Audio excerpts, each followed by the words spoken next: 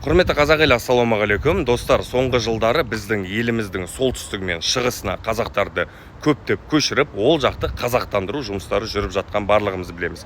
Оған нақты дәлел Сертін бағдарламасы және сол сияқты бағдарламалар, иә.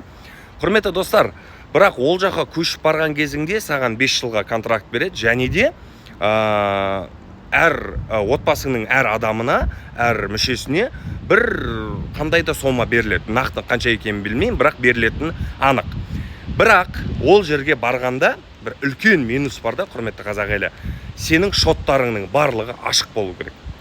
Шотыңда блок болмау керек. Енді қараңыз, адам көшет, жарайды, бір қазақтың жігіті отбасын алып көшем дейді сол жаққа, кәдімгі ол жақты барып қазақтандырам деп мына жеріндегі ұлттық патриоттық сезіммен барады да, бірақ ол жаққа барып не жұмысын жүргізе алмайды, не басқа дүниені жасай алмайды. Неге? Себебі оның шоттарының барлығы бұғатталып тұр.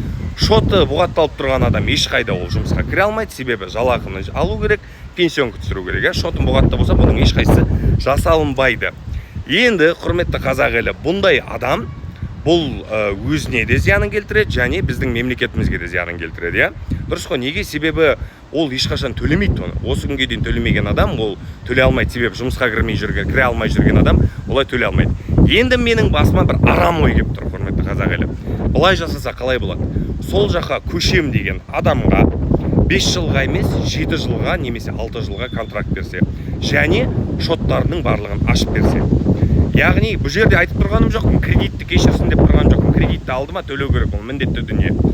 Енді қараңыздар, сол жаққа көшіп барған адамның шоттарын ашып берсе, ашылған шотымен ол жұмысқа кіреді, жұмысын жасайды, кәсібін өркендетеді, Сонда бір 3 жылға шотын ашып берсе, оның 3 жылдан кейін ол 3 жылға дейін оны ештеңесін сұрамайды. 3 жыл бойы кредиті заморозкада тұрады, және шоттары ашық тұрады. 3 жылдан кейін ол өзінің жаңағы алған кредитін төлеп бастайды.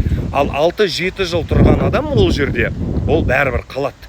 Бірен сараны айтпаса қалады, себебі бала шағалы болады, баласы мектепке барады, үйленеді, анау-мынау деген сияқты, Солай, құрметті қазақ елі, солай шығысымызбен солтүстігімізге көшіріп жүрген ұйымдардың құлағына осылай бір алтын сырға іліп қойсақ қалай болады екен? Себебі егер дәл осы дүниені жасайтын болса, шоттарын ашып беріп, кредитін заморозкаға қойып, 3 жылдан кейін ғана төлететіндей қылатын болса, бұл кәдімгідей біздің мемлекетімізге де адамның өзіне де пайдасын тигізер еді.